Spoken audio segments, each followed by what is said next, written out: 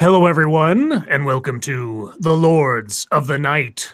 With me, as always, is the Lord of Pain, Renting Monkey, Hello. and the Lord of Pennies, Satsu 2 Cents. What up, Dal? And I am your very, very tired Lord of Punishment, Scribe Light. Why are you so tired? It was, in relative terms, it was very, very hot yesterday, and I don't have any air conditioning in my apartment.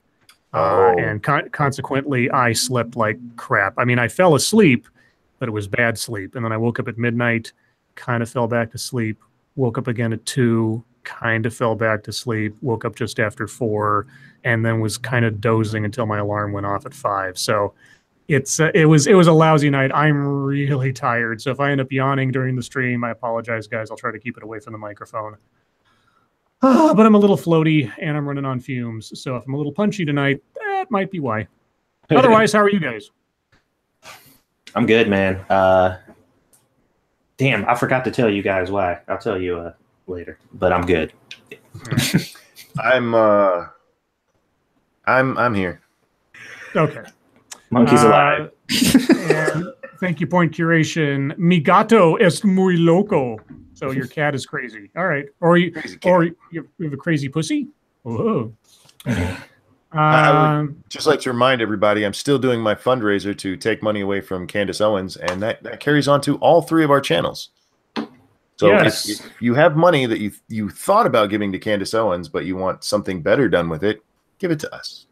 Yes, I promise I will put it towards the beneficial quest of Dr. Pepper and goldfish crackers. There you go. By the way, that's one interruption. Yeah, well, somehow I think I'll survive. I'm not a proponent of melodrama for the sake of melodrama at all. You should be. I hear tell that we have a birthday already. We do indeed. Jessie Green, it's her birthday.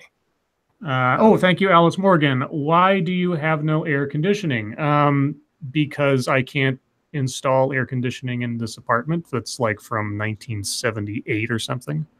I've got fans. I mean, I've got the consumer grade air conditioning that I can manage, but the walls they keep the heat in, and they also don't keep the heat in during the winter. It's lousy. It's one of those things where you're damned if you do and damned if you don't. So it was just very stuffy last night and very hard to sleep. And thank you, Corey. Why are you hot when you have all of these fans? Ha ha ha ha ha! Corey, you're so well funny. played.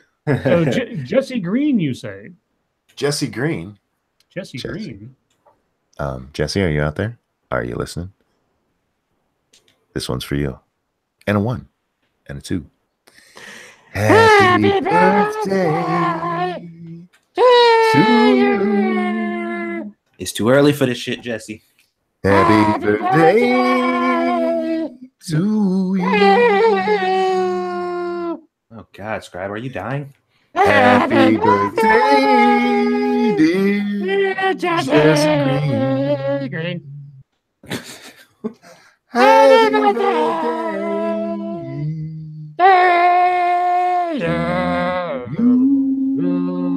Happy birthday. Happy birthday, and I'm sorry for misgendering you, Jesse.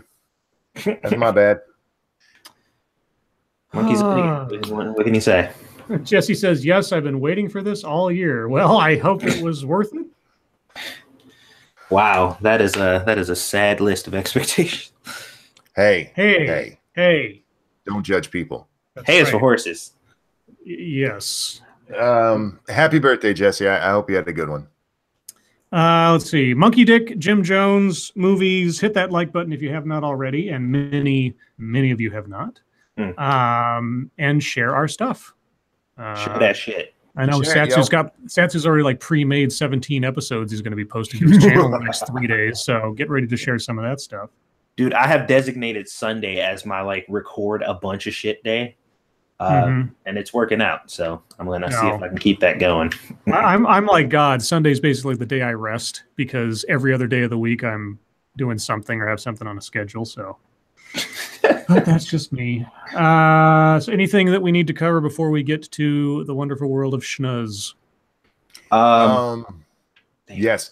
If somebody wants to make me a monkey Hulk or a Hulk monkey avatar, I would really be interested in that because I'm too lazy to do it. A mulk or a hunky?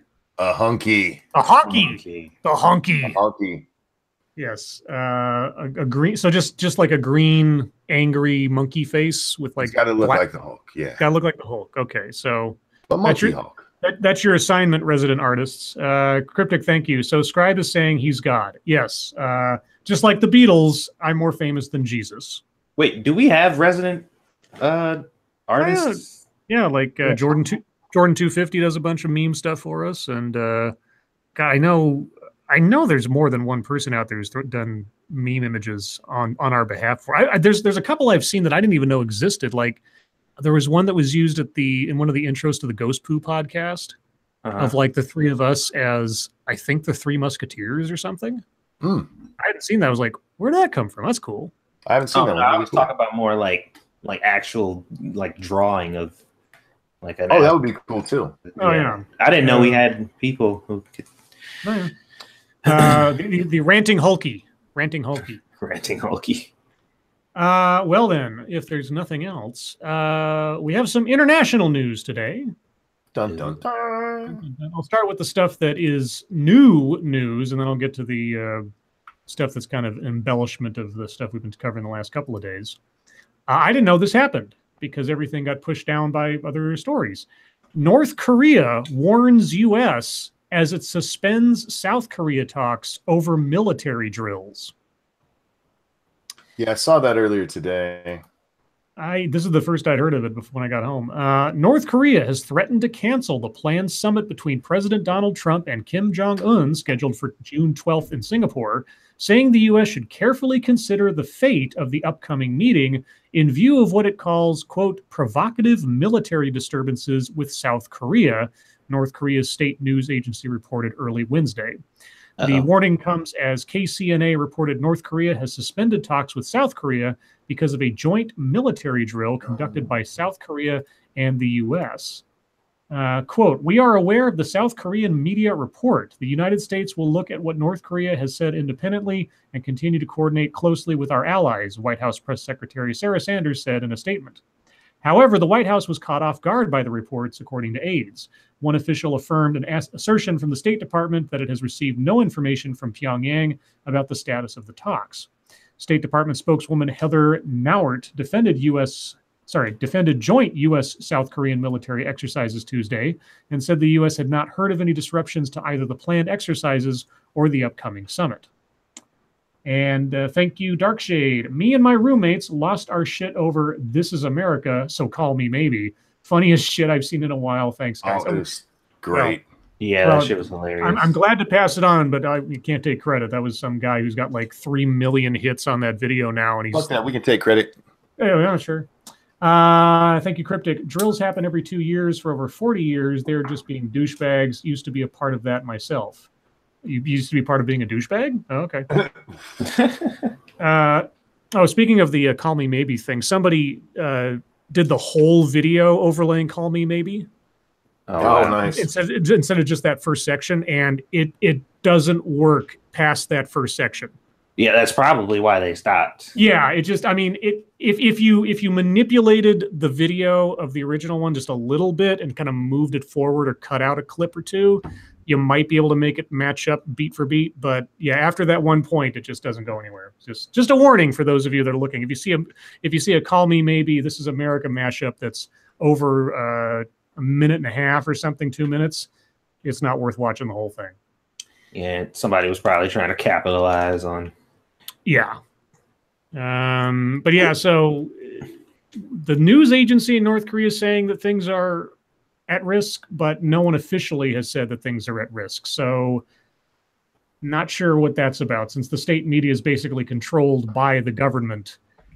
If they weren't serious, why they wouldn't have said something more officially. I'm trying to think if there's some kind of four-dimensional chess theory going on here. I think it's probably just Un still trying to, be a leader for his people, the crazy bitch that he is. I honestly think that the talks will still go through. It's what, June 17th?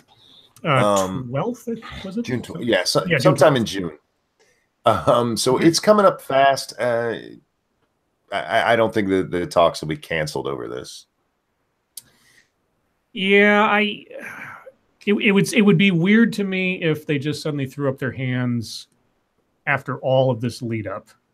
But then again, the leader of North Korea is not exactly known for being a stable person, so who knows? I guess we'll find out. Real quick, I need to address chat. Boatman says it's my birthday on the 17th, but there's a problem. If you sing on the 17th, it will be on the 18th in the UK. If you could, can you sing it on the 16th US time so I can listen to it on the 17th UK time? Remind me tomorrow, and I will absolutely sing that. No. Or post it. I'm posting it right now, actually. There you go. Just pull the Post-it note off. Yay! Because the weakest ink is better than the strongest memory. Huh. I'm paraphrasing that slightly, and I forget exactly who said it. I think it was. I always want to say it was Benjamin Franklin. It was probably not Benjamin Franklin, but either way. I've never heard that before. Yeah, it's a good phrase. Tis. So moving on from that to other international news. I don't know if this is exactly new news, but it was the big headline on CNN when things started tonight. The gulf is widening between U.S. and key allies over Gaza, which is why I named the title of the stream the way I did. The gulf between Washington and the rest of the world widened Tuesday as a majority of UN countries expressed their distress and anger about violence along the Israeli-Gaza border, while U.S. Ambassador to the UN, Nikki Haley, offered a staunch defense of Israel and blamed Hamas. The chasm was most marked as 8 members of the European Union lined up at the United Nations to call on Israel to restrain from using excessive force, on Hamas to ensure protests in Gaza remain nonviolent, and for a political resolution to tensions that left 61 people, including 8 children, dead after protests Monday against the U.S. Embassy's move to Jerusalem. I'm still wondering where that information comes from, because Monkey brought up a good point. All that information came from the Palestinian authorities. Yeah. At least at the time. I don't know if that's somehow been independently confirmed otherwise, but it doesn't say. So, quote, while recognizing the right to protect its borders, we expect Israel to respect the fundamental right to peaceful protests and the principle of proportionality in the use of force when defending its legitimate security interest, the EU members of the Council said in a statement. The Europeans prepared the independent statement, they said, because of the Security Council's inability to express itself jointly, an indirect reference to divisions with the U.S. Indeed, Haley. Okay, CNN, that's one extra comma you don't need. Indeed, Haley, struck an entirely different note at an emergency United Nations meeting of the Security Council. She questioned why the Council wasn't discussing Iranian violence, whether there was any link between the violence and the embassy opening, and said the issue wasn't worthy of a UN meeting at all. And then, let's see, quote, those who suggest that the Gaza violence has anything to do with the location of the American embassy are sorely mistaken, Haley told the Council Tuesday. Rather, the violence comes from those who reject the existence of the State of Israel in any location. Such a motivation, the destruction of a United Nations member state, is so illegitimate as to not be worth our time in the Security Council other than the time it takes to denounce it. Oh, okay. So there was that.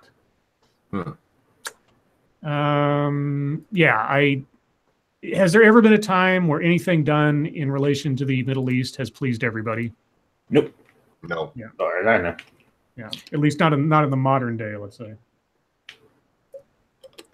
I didn't have anything to add to that. I just wanted to add that to the ongoing story, because who knows what it might turn into. Let's see. I've got a couple things left. First, real quick, one of Monkey's favorite authors, author of Vampire of the Bonadies, Tom Wolfe, dies at 88. Oh, wow. And I say Vampire of the Bonadies because that's how Monkey tried to say the title of that book one time, which is funny. Tom Wolfe, the best-selling alchemist of fiction and nonfiction, who wrote The Bonfire of the Vanities, The Right Stuff, and countless other novels and works of journalism, died of pneumonia in a New York hospital Monday, said his longtime agent Lynn Nesbitt. He was 88 years old. Mr. Wolf was a nattily-clad Southern gentleman whose trademark white suits and polite demeanor shrouded a rapier wit, a relentless work ethic, and an unquenchable curiosity about human nature. Yeah, then it goes into long biography of the guy, and yeah, his books usually ended up being better, obviously, than the movies they were made into. Although the right stuff is really good. Bonfire of the Vanities, stay away from as a film. The book is far better. Not to say this is his best book, but it's better than the movie. Better than the movie. Yeah, that movie sucked. Yeah. Let's see. A long time ago, I read A Man in Full. That was the name of the title. A Man in Full. It was pretty good too. What else do I have here? So I've been seeing this off and on for the last couple of days, but I guess it's come to a head or something. I don't know all the details, but it reminded me of like the tension in places like San Francisco, where Google has sort of pushed the housing prices so far up that normal people can't afford to live near where they work anymore in that part of the town because of Google employees and everything. Sure. But this is similar, I guess. And this is an analysis thing from CNN. The Seattle Amazon tax fight is a lose-lose for everyone. And the subheadline is Seattle and Amazon screwed the homeless. That sounds kind of gross. The war that pitted Seattle's city council against Amazon, Starbucks, and other businesses over homelessness has ended in a lose-lose-lose draw. It could go down as one of the biggest fiascos in the city's history as a leader of progressive policy, Seattle business and political leaders tell me. And me is Dylan Byers from CNN Money. The city council voted 9-0 to pass a compromise tax that will charge businesses $275 per employee per year instead of the $540 per employee figure initially proposed. Voter surveys show Seattle residents were overwhelmingly opposed to both proposals. The city of Seattle lost because it failed to articulate a well-thought-out strategy for dealing with homelessness, passed a watered-down bill that alienated the business community, and only won half as much revenue as it said it needed. Amazon and big business lost because they fought the city council with threats and criticism rather than seizing the opportunity to take the lead on an issue that has demonstrated a commitment to elsewhere. The nearly 12,000 homeless people living in King County, I don't know how big King County is, but that sounds like a lot of people, because Seattle and Amazon got in a pissing match. This could have been avoided, business and political leaders in Seattle tell me. Seattle Mayor Jenny Durkan could have brought the city council together with Amazon, Starbucks, and other businesses to hash out a plan that made sense for both sides. Seattle and Amazon could have trumpeted their success as a model for how liberal cities and tech companies plan to deal with the homeless epidemic they've helped to create. Instead, Amazon now says it is questioning its future in Seattle. Goes on for a little bit. So I guess I'm just curious, in situations where you got like giant tech companies that bring in lots of employees and they pay them ridiculous amounts in salary, and then those employees end up having to live near work. And of course, the people own housing in the area raise the rents because the people can afford it, pushing out everybody else, and as a collateral effect, increasing homelessness for those that can't afford the rents that have now gone through the roof. Do those companies have a moral obligation? They obviously can be forced through taxes, I suppose, but do they have a moral obligation to try to rectify the situation that they've helped create by their success? Morally, maybe. That's for somebody else to decide. I just don't think that it should be a legal thing. And what's going to happen here is Amazon's just going to fucking move. Which is going to exacerbate the problem. So I don't know how you deal with something like this. I would think that, so like, I remember reading somewhere that like Amazon was shopping around its next big headquarters to a bunch of cities. Mm-hmm. I can't imagine that any smart city planner wouldn't at least look at San Francisco and Seattle. And I know there was another city where this happened. I forget off the top of my head. and not say, okay, how can, if we're going to offer ourselves up as a location for this company or any giant company, let's say in the future, how do we plan out for that in such a way that it doesn't create a either a gentrification problem or raising the rates and pushing everybody out of the city that actually can, the normal people that work there. Because if the only people that can afford to live in a city are the people that work for one or two particular companies, and everybody else has to like move further and further away, it just causes all types of problems. Well, they could do what New York does and institute rent controls. Yeah. I'm not a fan of that, don't get me wrong, but if that's their problem, if the problem is just that rent is becoming too expensive, I mean that's one way to deal with it. I just think, yeah, God, it's rough, because if there are people who are losing their apartments because they can no longer afford, your rent goes from, just throwing out things, $500 to $1,000. Yeah, that's gonna fuck you up. On the other hand, blaming progress for progress is kind of a stupid notion in my opinion. The idea that if only they are paying more, if only Amazon is paying well, okay, but typically when businesses in one spot start paying well, other businesses pay well because you're now in a city. I don't have a good answer for this. I really don't. Other than Amazon's going to move. That's what's going to happen here. And somebody asked in the chat, I am curious, what'd you say, 12,000 homeless? 12,000 homeless in King County. And again, I don't know how large King County is or how that matches up. I mean, that's still, 12,000 homeless people is... Sure. But my question is, what was the homeless population before Amazon popped up? Right. Let's see. Let's see if they have that. I'm sure if this has been a deal for a while, someone's shown that. You would think, but there's also 2 million people live there and 12,000 homeless. And look, for those 12,000 homeless, that's horrible for them, but that's really not much of the population. Let's see. This is the Seattle Times. King County homeless population is the third largest in the U.S. Let's see. I'm trying to see if they say when they. Because that does make a difference too. I mean, if you're blaming Amazon for something that was a problem before, which they are.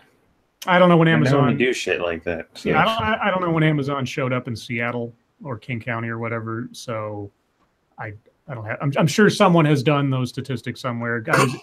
Chad, if you know where to find such a thing, tweet it out to us. I'm just curious, like what was it before Amazon arrived, and has it gone up in a significant fashion that isn't in tune to the regular population rate of just that area in general? Because so is this supposed to be like a gentrification issue? Is that what they're trying to frame it as? Well, yeah, because so Amazon and what they say, Starbucks, aren't Google, I know Microsoft is in there somewhere, but anyway, yeah, so the Amazon, they're like a headquarters like in downtown Seattle, I guess, and consequently all the housing in Seattle, all the rent has gone up because the Facebooks and the Amazon guys and the Starbucks guys can all afford it. And it pushes all the non-tech people, service workers, everybody and their brother outside of it, further and further away as the prices go up. And so only people that can afford ridiculous rents as compared to normal people, I guess, years ago, are the ones that can live there now. And so the homeless population has gone up. Again, presumably, if what they're saying is true.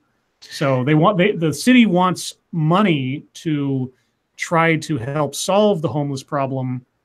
So they're going to tax large companies a dollar amount per head per year to sort of alleviate that, I guess.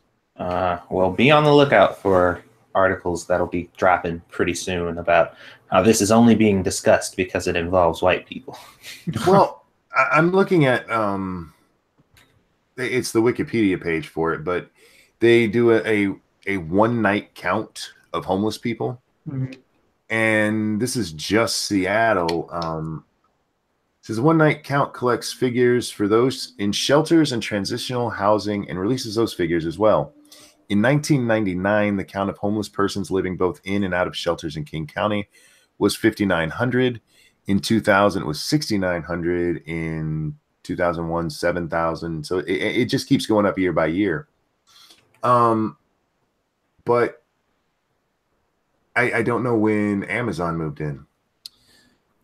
Let's see. Maybe they're just claiming that they accelerated it. Could be. Not that that's really much of an argument, all things considered, because it's like it was going up anyway. So I mean, you can't really blame them because that's just kind of the way it works. Yeah, I don't know. I have more information I couldn't say, but Judge Death says 1994.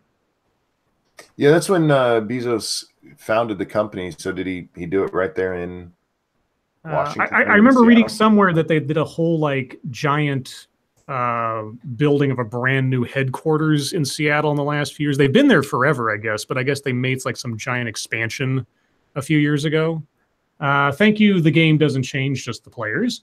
Damn, I was born in Tacoma, Washington. Glad it's better in Texas. Texas is hot, though, and flat. Hot and flat. Anyway, I just brought it up because, like I said, San Francisco and a couple other cities, maybe it was Denver or something, I forget. But I just hear about things like this happening more and more, where the giant tech companies end up, their success makes the lives of the people and residents around them more difficult. Yeah. And so if this is a trend that's not just one company, I mean, it happened with Google in San Francisco, it happened Amazon in Seattle. Is this something that we need to be, I don't know, aware of as people who, if we're going to accept a giant company into our area, that we have to be prepared for the possibility of their success is going to be to our detriment, I guess? I don't know. Well, also, I'm just looking at, sorry, I'm crunching numbers, guys. That's what I do when stuff like this pops up. The population of King County has also jumped quite a bit in the last few years. From say 2000, well, let's go with 2005. It was just under 1,000 or 1,800,000, and now it's at 1,900,000. Mm-hmm. So you've gained an extra 100,000 people and gained an extra, basically doubled your homeless population in that time. There's some validity to it. I just don't think you can put it all on them. If you want to say, hey, look, we need a tax to help these people, then do it for the whole county or everybody who's there, not just Amazon. It's not their responsibility. I kept wondering, was that? I forgot about that, Prospero. I'm sorry. I was just going to say, did I misread it? Were they talking about the city council, not the county council, right? Yeah, I believe so. Yeah, so I'm curious as to why they brought up King County when it sounded like it was a Seattle issue. I don't know. Anyway. I didn't mean to dwell on that so long, but it was just really curious to me. Prospero did bring up they instituted the $15 minimum wage, and are they actually at 15 now? Because I know it was incremental. But yeah, that doesn't help either. I mean, hard to pay increasing rate when they've fired you because they have to pay the guy next to you more money. Lastly, I wanted to touch briefly on a blog post by our friend at CNN, Chris Cillizza. And this might be a relevant question to ask. This is from Chris Cillizza and Saba Hamidi. So Chris doesn't even write his own blog post by himself anymore. Okay. He asked the question, which is not an irrelevant one. Do Democrats have to be more than not Trump? Yes. On Tuesday, Minnesota Senator Amy Klobuchar spoke to the Center for American Progress Ideas Conference, an early cattle call for Democrats looking at running in 2020. But the message she delivered was anything but the anti-Trump red meat the crowd likely expected. Quote, "We're not going to see continued success if we spend our whole time bemoaning the fact that he's there," Klobuchar said of Trump. He's there, wow. And we have to present an alternative. She added, "I promise you, if that is all we do to follow him down every rabbit hole, That is not how we change the country. That is not how we change the well-being. Looks like they finally caught on, huh? Maybe. So that was the quote. That is interesting and represents a different line of thinking from many within the party who believe their base's epic distaste for Trump is coupled with a broader unease among the general public with the president's policies. There's precedent for that sole-focused sort of strategy. In 2010 and 2014, Republicans succeeded wildly in electoral terms by running as simply not Barack Obama. Just before the 2010 midterms, then Senate Minority Leader Mitch McConnell famously/infamously told National Journal this, quote, "The single most important thing we want to achieve is for President Obama to be a one-term president," unquote. Republicans only loosely outlined an agenda of what they would do if given control, and it largely revolved around undoing what Obama had done. Heck, President Trump ran and won primarily on the idea that he would simply get rid of all the things that Obama did that the Republicans and independents didn't like. The question for Democrats is whether they should follow the example of their Republican counterparts or, like Klobuchar, put a positive message front and center and avoid making the 2018 and 2020 elections solely about Trump. I don't think she's wrong. Let's put it that way. Yeah, and there's okay.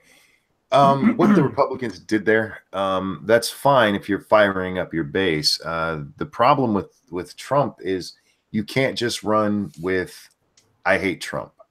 Yeah. We actually, Jimmy Kimmel. Oh, you got a super chat real quick. Thank you, Sanguine. Democrats have to be a hell of a lot more than not Trump. They need substance, standards, not be insane, and not be a criminal in shortstop being them. In shortstop being them. Okay.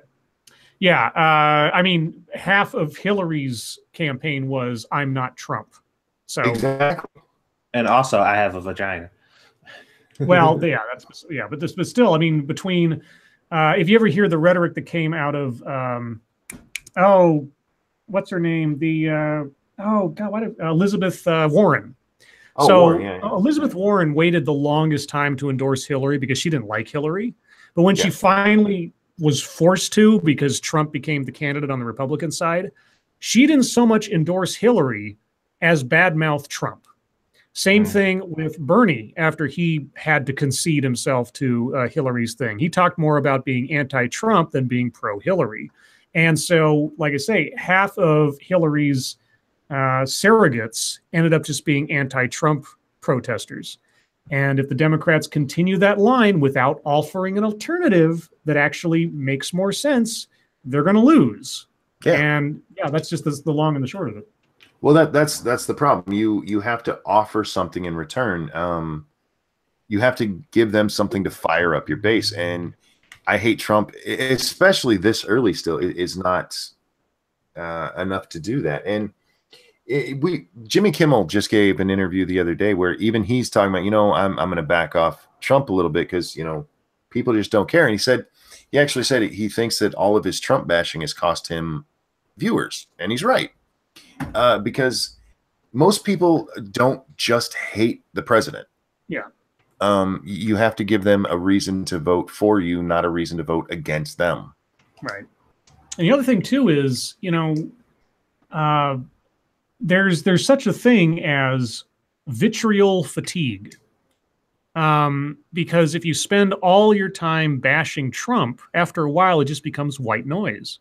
Yeah. And it has no effect. I mean, and then that's part of the problem. It's sort of like it's akin to the boy crying wolf, except that you might be saying things that are true or have some substance to them, but if you say them all the time and you nitpick about everything, even the stuff that doesn't matter, when the stuff that does matter finally comes up, it's just going to sound like another complaint, which, as we've seen from CNN, is very easy to do if all you do is pick apart and speculate and analyze and denigrate on the what ifs and the maybes. When something actually does happen, it doesn't sound like it's anything more than what you've said yesterday.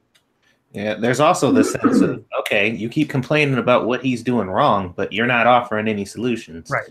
You're just bitching. So, and we're to the point now that it's a meme that everything is Trump's fault. So nobody takes it seriously. Yeah. Obama did the same thing. He capitalized on that shit. He even started using the phrase himself. Thanks, Obama. Okay, well, we're going to move on to MSS News unless you guys got something. Well, mine kind of falls into MSS News territory. I just want to bring this up. This was a trending thing. There's a bunch of people online arguing about the show Friends again. Oh, God, again. Real quick, thank you, Sanguine. Give people hope, damn it, and don't dash it immediately. That is what Trump did and Obama did, no matter how frail and airy fairy it was. Absolutely. It's what Clinton did too. I believe in a place called hope. Remember that? Yes. Yeah, that's a much better strategy. But yeah, there's people arguing over Friends, and here's the argument. They're arguing that Ross had to be made Monica's sister or brother. Sorry, that those two had to be siblings. Otherwise, nobody would have accepted that the Friends stayed friends with Ross instead of his gay wife. What? Yeah. I see. I don't know the show well enough to make a comment. I'm just kind of like, I don't understand. It's a really dumb theory, and why people are talking about it now is beyond me. But it kind of interests me that this is the stuff that people care about. I mean, this is a viral story going on right now because, yes, somebody who didn't watch the show originally, who's only seen it in reruns, thinks that the writers did that on purpose because Ross's character wasn't likable enough. They could have done. Nobody would have given a fuck. So basically, somebody made up some shit, and they're trying to get it to gain some traction. And it did gain traction, man. I mean, this is a trending thing on Google. Wow. Sometimes I look at the stuff that people, because I'm not one of those folks who are like, oh, there's more important things to talk about. But sometimes I'm kind of with those people. They're talking about a show that ended 14 fucking years ago. Yeesh. Arguing about it. Anyway, MSS News. I'm sorry. I might have to have you cover for me. My voice is starting to lose me. So I am on. I'm get there. By the way, guys, we have MSS I'll be right back, News. sorry, guys. Okay. We are introducing a new hashtag, guys, for internet fucketry time. It is hashtag IF News. That is IF News. If you have stories of internet fucketry you want us to cover. But let's get on to our MSS News. Let's see who's first. Hold on. Also, we're gonna need somebody to craft a logo of a computer fucking a tree. So and that'll be our logo. Raymond Lewis sent us the story about the Amazon tax situation. Let's see. Sorry about that. I got my throat has decided to not be friendly to me for a while, so I'm going to give my no, you're fine, man. You give my voice a rest for a little bit. You relax a minute. This one comes to us from Boatman99. Science news: octopuses came to Earth from space as frozen eggs millions of years ago. They're aliens? Yes, this comes from Express, home of the Daily and Sunday Express. Don't know what that is. Octopuses are aliens which evolved on another planet before arriving on Earth hundreds of millions of years ago as cryopreserved eggs via a process known as panspermia. Radical new research has suggested. The extraordinary claims were made in a report entitled Cause of Cambrian Explosion. Terrestrial. All right, I'm reading. You sit over there and rest your voice. I'm just doing your bit to me is all. Terrestrial or cosmic, which was co-authored by a group of 33 scientists and published in Progress in Biophysics and Molecular Biology Journal. The paper suggests that the explanation for the sudden flourishing of life during the Cambrian, did I say it right? Okay. Era, often referred to as the Cambrian explosion, lies in the stars as a result of Earth being bombarded by clouds of organic molecules. But the scientists go on to make an even more extraordinary claim concerning octopuses, which seem to have evolved on Earth quite rapidly, something like 270 million years ago, 250 million years after the Cambrian explosion. The paper states, the genome of the octopus shows a staggering level of complexity with 33,000 protein coding genes, more than is present in Homo sapiens. So basically, there's a theory out there now that octopuses came from space, which is cool. Well, they're smart as fuck, so who knows? Well, you know, this is something I've thought about before. I mean, just because there's life, because the life on Earth is here, doesn't mean all life that's here started here. And that's not some conspiracy kind of theory thing. It is entirely possible that different asteroids were carrying shit and caused things to land here and live. We have, I mean, it's interesting. Thank you, Cryptic. Not smart enough to be food. Or to not be food. Well, I guess I'd wonder if they didn't, if let's say they didn't originate on Earth, Sure. How does their genetic structure match up with things that we know originated on Earth? I don't know. Well, this is another thing that I have a problem with. Every time I saw a thing, maybe 2 years ago, 3 years ago now, it was scientists describe what life would be like on other planets. Mm-hmm. And they showed all of these, what we would consider monsters if they were here on Earth. None of them looked like anything on Earth. They were all like really weird Spore creations. Spore, the video game, for those of you who know. And there's no real reason to believe that life on other planets wouldn't have evolved very similar to how we did. To where, I mean, maybe there'd be a little bit of different genetic encoding, but I mean, it's life. I mean, why? Yes, it could be weird, or it could be just as boring as Earth is. You know, maybe a horse has 6 legs instead of 4. But I mean, there's no real reason to believe that they couldn't be similar. Okay, moving on. Billy sends us this one. The FDA declares there's a shortage of EpiPens. Uh-oh, that's not good. Why is this opening so slow? Fuck off. Come on. Because Michigan. Well, it's weird. There's no reason for my computer to be running. So I've had no blips from you guys. Rebo Jones, who says Earth is boring? I do. Didn't you just hear me say it? Moonbase. All right. I don't know why that story won't open for me, but yeah, there's a shortage of the EpiPens. That's not good. Wasn't that the thing that the company that excuse me, the company that made them was raising the prices on them or something kooky not too long ago? No, there was a dude who bought it basically and raised the price after he purchased like the rights to it or some shit like that. Some asshole. Okay. Yeah, he just raised the price. Billy, here's one from you that I can read. Illinois man stripped naked because Burger King was closed. What? We should tell Squishy about that one. An intoxicated Illinois man became enraged by Burger King's hours and stripped off his clothes in the street before striking a cop a few times, police said. Jesus Christ. Good move. This guy really wanted a Whopper.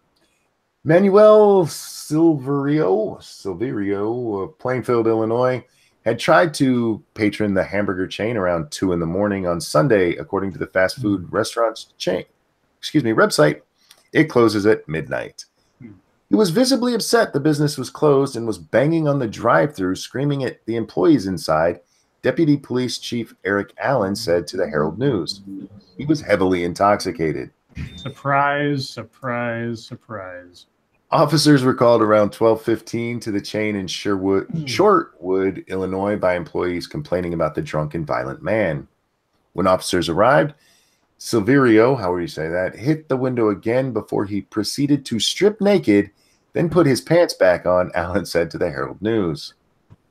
After determining no property had been damaged and no one was injured, the police contacted one of his relatives to pick him up.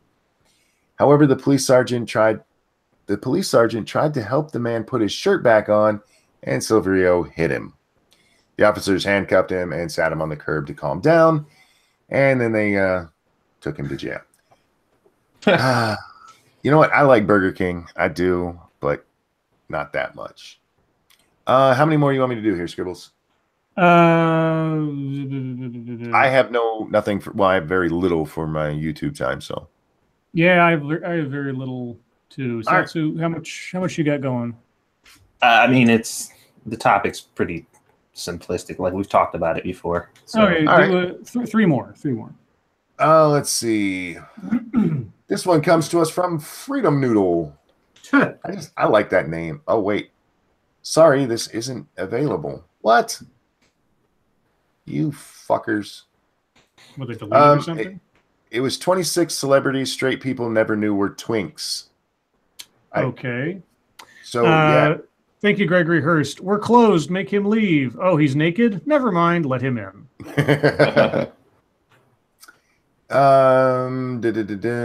North Korea postpones talks. We already talked about that one. Thank you, Raymond Lewis. Ramen noodles. This one is also from Top Ramen. Black Panther star Chadwick Boseman is sick and tired of doing the Wakanda salute all the time. Aww. The price of fame. After Black Panther premiered in February, the Wakanda salute immediately entered the cultural lexicon. Everywhere he goes, star Chadwick Boseman is asked to perform it, and he seems tired. In the movie, the Wakanda salute is done by crossing your arms over your chest and announcing Wakanda forever. It's a memorable and simple action that expresses solidarity. At seemingly every event, Boseman, who plays T'Challa, is that how you say that? Yes. T'Challa, yeah. In the Marvel Cinematic Universe, does the salute.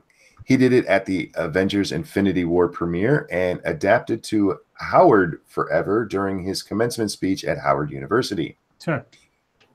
If you don't want to do it, I have to leave the house pretty much.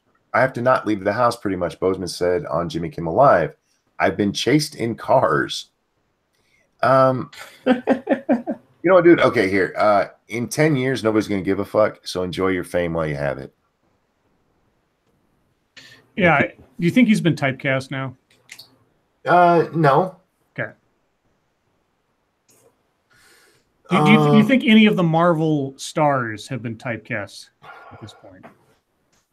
I think in movies we're actually beyond typecasting. You think so? I do. You see people. What's the dude? The dude who plays the bad guy in that movie? Who, Josh Brolin? No, the other black guy in Black Panther. Michael B. Jordan. Yeah, I mean he's popping up all over the place. Typecast as genre cast. What do they say? Not really. This is an action star. This is a comedy star. That kind of thing. Oh well, in that sense, probably action. They'll probably be like, "Oh, you're a good action star." Yeah, I can see that. Very few people have ever made the switch between like action and comedy. Like Tom Hanks is one of the few that I can think of. Mm-hmm. But thank you, Cryptic. He's the next Steve Urkel with the Urkel dance. Oh, Jesus. Now that sounds like a typecast. Of all of the things, I mean, how simple is that to do? To me, this is reminiscent of William Shatner bitching about Star Wars. Star Trek, you mean? You know what I meant. I can see how it can get annoying after a while. Especially like as rabid as some of these fans have been for like Black Panther. Every fucking where you go, where you just like, I can't fucking go somewhere and just enjoy it. Like I have to fucking dance like a monkey for you motherfuckers every time I leave the house. Like, leave me alone. It reminds me of that Simpsons episode where Bart got a catchphrase, I didn't do it. And then like everybody wanted him to say it's the I didn't do it boy. Well, and that's all he was known for. Funny you mention that because I was just about to say, if every time I left the house, somebody wanted to hear me say your life makes me sad, I would do it. because to me, I mean, this is fans who love you and all they want one little second of your time. Mhm. And Yeah, but that 1 second, depending on how many people you have following you and chase you every day, turns into a fucking all day thing, and you're just like, I just like, look, man. I wouldn't care. I think that when it comes to fans, these are people who spend money to support you, and his is literally crossing his arms and saying Wakanda forever. Okay, get over it, man.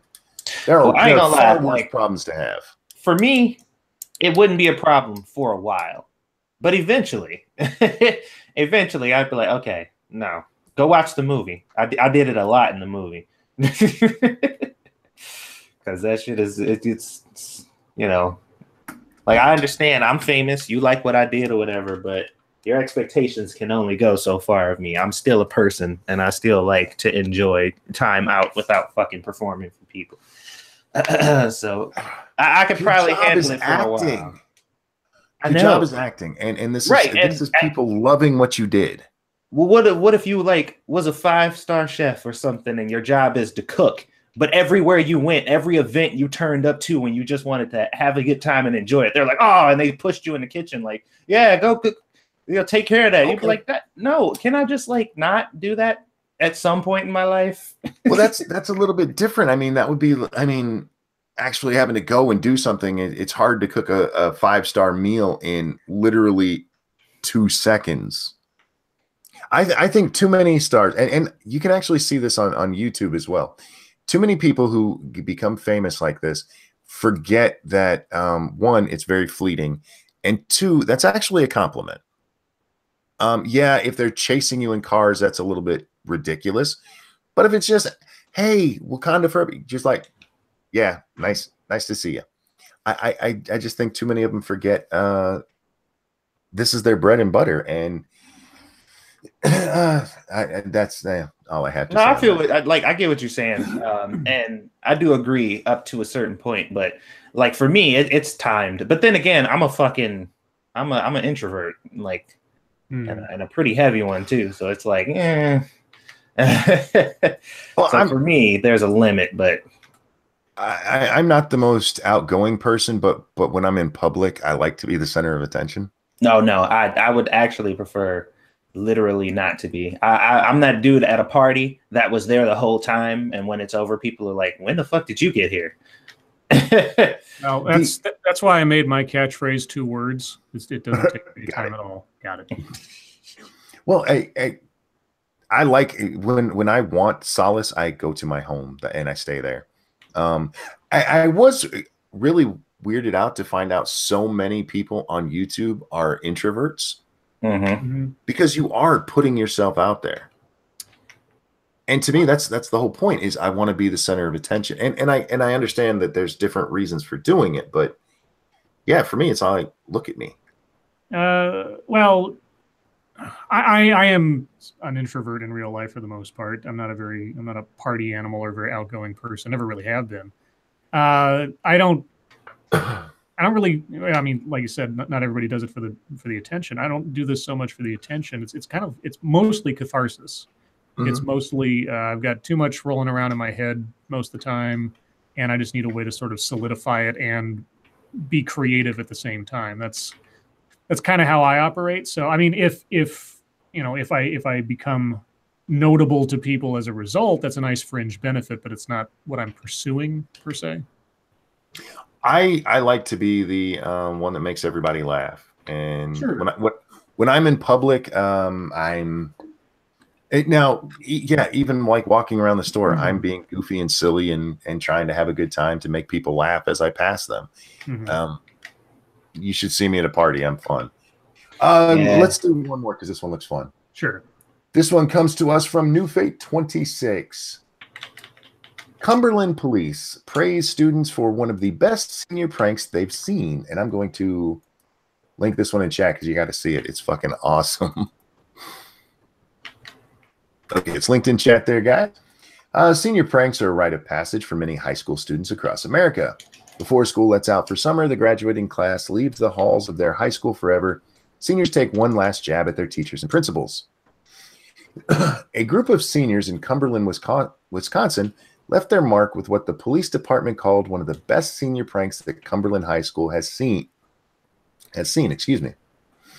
When grown-ups arrived at the scene, they discovered what looked like a car crashed right through the front of the high school, leaving the back of the car sticking out of a gaping hole in the building. Photos that the school and police department shared are jarring at first, but the accident is completely fake. On closer inspection, teachers noticed it was only half of a car, likely from a junkyard, placed in front of a black tarp that looked like a giant hole in the wall.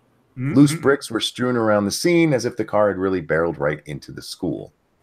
That's all I'm going to read about it, but that is fucking awesome. You guys should see the pictures if you have. That does look good. It took me a second. Cool. I was like, oh, yeah. Yeah, when I first saw it, I'm like, wait, best prank? And it's like, oh, I see how. Yeah. That's funny. I like that one. Senior pranks can go too far sometimes, but that's funny. That's how a prank should be. Mm-hmm. Harmless. Yes. And non-offensive. Can't hurt anybody's feelings either. Well, Monkey, you did a very good job in like reading things today. I only stumbled a few times, and I reminded myself to slow down a little bit. Yeah, I stumble as well because my eyes sometimes go faster than my brain. So, but guys, thank you for the stories, and don't forget, if you have stuff for internet fucketry, it's hashtag IF News. If you have things for just random stories, it's hashtag MSS News. Yeah, we're just that was something I pitched earlier today. Since apparently something happened with Mundane Matt, and he got his channel struck or something. I don't know what's going on exactly, but we didn't know what the details were because so much stuff happens and we all have different things going on. So if you come across something that you think qualifies as either YouTube drama or internet drama that's separate from just like news stories, tweet them to us, hashtag IF News, all one word, and we'll try to remember to take a look. We'll try to work that into the routine now when we get to this point in the show if we don't have anything else. So, do we know what happened with Matt's channel or what? Actually, Matt was willing to come on and discuss it with us if you'd like. Sure. Send the link. Sure. Oh, we didn't talk about YouTube time. I'm sorry. Yeah, let's do YouTube time, and then I'll get him here. So okay. I'm still working on mine, the one that I talked about yesterday with the feminists. So that's all I have. Let's see. Well, I'll go next, as I know Satsu's got more than I do. In so many ways. So I was looking at my TEDx project that I was looking at where a guy's talking about art and the arts and funding the arts. And I was kind of halfway through it and I was kind of like, this might not be enough to make a video out of. And then he said something that completely turned the corner for me. I was like, what did you just say? And that sort of started the gears turning in my head. And then he said something else right at the end. I was like, oh, dude. Oh, you're a winner. I'm totally into this now. And so I finished the script. Oh, shit. IF News already exists. Ah, fuck that. We got to get something else. Islamic Finance News. Oh, yeah. We don't want to be associated with that. Okay, guys. Never mind. IF News is not the thing to use. And I was a potent. I didn't even know it. So don't use that. We'll come up with something else. Don't want to do that one if that would be bad. So skip that. We'll come up with something else. Satsu, what are you up to? I did a video on the consent diaper lady. Oh, that bitch. Yeah. And that was a fun video.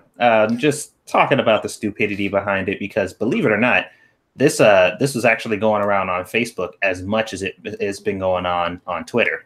Mm-hmm. And my little brother, because now that he started to watch my videos and stuff, he calls me and is like, have you heard about this? And I'm like, do you know what I do for a living? What do you mean, have I heard about this? But yeah, he's been like showing me this stuff or whatever.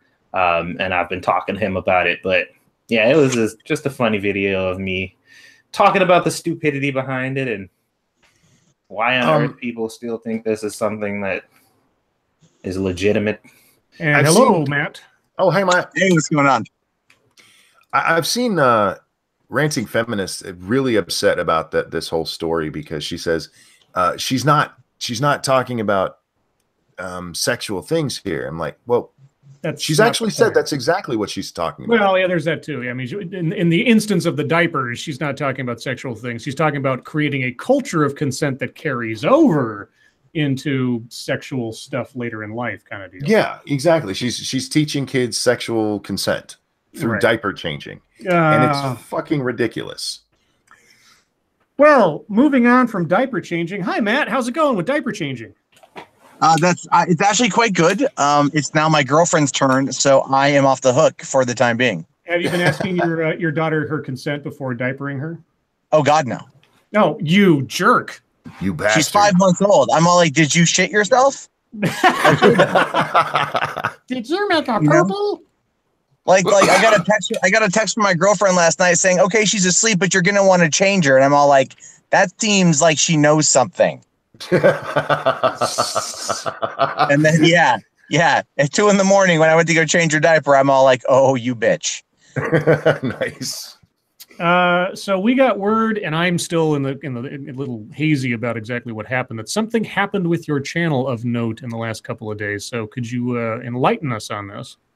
Oh yeah. So somebody went back through my catalog of content, which is very fastly approaching 5,000 videos. Holy cats. Yeah, they were looking for anything they could flag that could get me busted for a community guideline strike. And they happened to come across a video that, well, obviously worked. So back on June 20th, 2012, back during, Jesus Christ, back during my edgelord days, I guess you could call it, the first like 4 months of my channel being active, really. I don't know if you guys remember Octomom. Oh yes. yeah, of course. Yeah. Look, Google her. I mean, don't, because if you want to sleep tonight. But anyway, she was cashing in, right, on everything. So she decided to come out with the porno, and they released a safe for work trailer. All right. And so I did a video response to the trailer that I had recorded. Like, I pointed my phone at the screen, like you did back in 2012. You didn't have all the crazy cool screen capture software that we have now. And so then I recorded it. It was like a 30-second long trailer, and I think the video was like 1:57 or something. And that was it. And that was enough to get me a community guideline strike. You got a strike for something 6 fucking years ago? Yeah. Like, Jesus I appealed Christ. it, and I said, like, this was 6 years ago. Like, you're hard pressed to find other content of mine that would even remotely come close to this. Like, I will admit that it was stupid, but like, come on. And I'm waiting for a response. I don't think it will happen. So, that does worry me about YouTube, is because they will go that far back, and instead of just going, look, you need to take this one down, it's old, you get a fucking strike for it. That's ridiculous in my opinion. I get it. I do. I understand it from the perspective of, like, you got to hold everyone to the same standards, right? Not. I mean, do I think? Years ago. I know. No. I know. Statute of limitations on this. Like, if somebody doesn't say anything after like 7 years and there's been no other complaints, but I forget, because I only had it happen to me once when I posted a video about Get Out, and apparently they were flagging everything about Get Out for like a 72-hour period, and then I got it removed. There's a lot of that has to do with Universal. Yeah. Universal will flag everything. Right. So what exactly is the penalty you've in I cannot live stream for 90 days. Oh shit. So even though when I live stream, and I don't rely entirely on super chat donations or Streamlab donations, it is a part of my income. Yeah. And so they basically just crippled that. And then at the same time, my channel's been getting just completely throttled in general over the course of the past, I want to say about month now. It's just been getting like straight up fucking hammered. I'm getting told by longtime subscribers that they're not seeing the videos pop up. The views were relatively halved, and I play the SEO game with all my videos. Right. So it's like, and I'm seeing this stuff just get nowhere. So, you know. Now, didn't, and maybe this is just urban legend or something, but isn't it when you hit 100,000 or more subscribers, you get some sort of like line into YouTube that the rest of us peons don't have or something when things like this come up? Okay. Yeah. And nothing's come from that. Oh, I haven't reached out via that yet. I'm waiting to see what happens. I mean, like the thing is, it's in part one of the reasons why I haven't done much is like I really am just kind of like, I like talking about like crazier news, but like I feel like I was chasing stories more so than just trying to like wait to see what comes along. Sure. You know, like I was chasing trends, and it just became this real drag on my day. I just was like not looking forward to making content. I'm like, oh, I got to do it, you know, and it's just not entertaining anymore for me. Some stories are, but yeah. I get that, but I mean, again, this was 6 years ago. There's got to be some kind of. I thought about reaching out to Trusted Flagger on Twitter to see what he says about it and whatnot, and then I should email them. You know, like I'm no longer with the partnership company, so I can't email a quote unquote manager that could take care of that. Although they generally don't. You know, they'll tell you that they can. They generally don't. And so, I mean, other than that, it's kind of like I'm just waiting out the 90 days. But it was really interesting because the Ralph retort got hit the same day I did. I saw that. I just didn't see what he got hit for. I don't know what he got hit for. I think his was like a hate speech thing or something. So right now, when in regards to, let's say, internet blood sports, there's been a lot of commotion surrounding that, and I'm not involved in any of it, as you know, Monkey. But I have been, I have been reaching out. Like I've talked with Failure publicly and privately. I've talked with Tonka privately. I've talked with Andy publicly and privately. And, you know, and I've talked with Ralph publicly. And so I'm trying to, like, you know, just kind of smooth shit over and you know, whatever. And I'm wondering if that has anything to do with what happened, because I've seen some comments come in from people that have made the suggestion that certain types have been looking to blame me or target me or implicate me in something that I haven't done. And I'm like, are you fucking kidding me? Like, really? Weibo says she knows what it was. She says that they showed the Aaron video of her basically getting handy with herself. Oh right. Yeah. That'll do it. Yeah. Showing what effectively amounts to porn. Yeah, that'll do it. Well, and that's kind of what got me too, was the Octomom thing. Even though it was listed as a safe for work trailer, you know, I think I made the comment like, you know, I wouldn't even jerk off to this thing or something like along those lines. Like, the thing is, I still have access to the video for a few more days. I might sit there and just screen record it and then just like pop it up on Twitter to show everyone like how, like, it's so short. I can do the whole thing on Twitter. Be like, look, this is Edgy Matt from June 2012. You know, like talking about like not jerking off to ladies with 8 kids. Like, it's just the stupidest shit. You should make that your like old archive video channel, Edgy Matt, and just like, put everything pre 2014 like over there, and just say, yeah, you want to go over there? There you go. I have thought about mass downloading my archive and then re-uploading it somewhere, and then I'm like, no, I can't be fucked to do that. It's just, I got nearly 5,000 videos. That's just way too much work. Well, that's the part about this that worries me with them being able to go back that far. There's so much stuff that's in people's archives that, for fuck's sake. Now I understand people, you know, finding that and it trending because people are talking about it. Fine, but getting punished for it 6 years later is fucking retarded, in my opinion. No, it's definitely stupid. Don't get me wrong. I agree with you. It's also like when I said though it's my fault. What I mean by that is I still uploaded it. Sure. You know, like I have to take responsibility for the fact that I had a hand in this. So, but there are videos right now. You can Google like bikini wax training videos or something, right? Can you? Yeah, no, you YouTube it. Look at no, seriously. I saw one like a year ago. Monkey's opening up another tab right now. It's okay. I am. Yeah, we're gonna wait for that. We're gonna wait for the subtle, silent sound of a zip. You know. But no, you can find videos of women shaving their pubis. You know, and it's like it's educational, but they're like laying in a tub naked, massaging their vagina, and then shaving themselves, and it's like, and yet like that's on the content, but me saying like the Octomom thing is kind of grody, you know, and whatever, and like that's a problem. YouTube but it really does boil down to who flags what, right? And so that's the whole thing here. Like if no one watched Ralph and the Aaron video thing, then no one would have reported it. Like their algorithm doesn't.